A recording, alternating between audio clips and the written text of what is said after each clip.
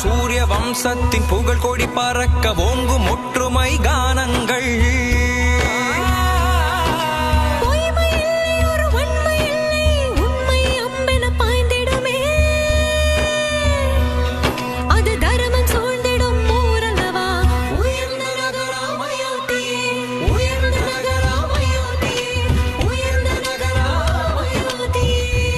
தர்மத்தினை கோதண்டமாக்கியவன், தர்மத்தினை கோதண்டமாக்கியவன், வில்லினிலே கருணை காண்பவன்.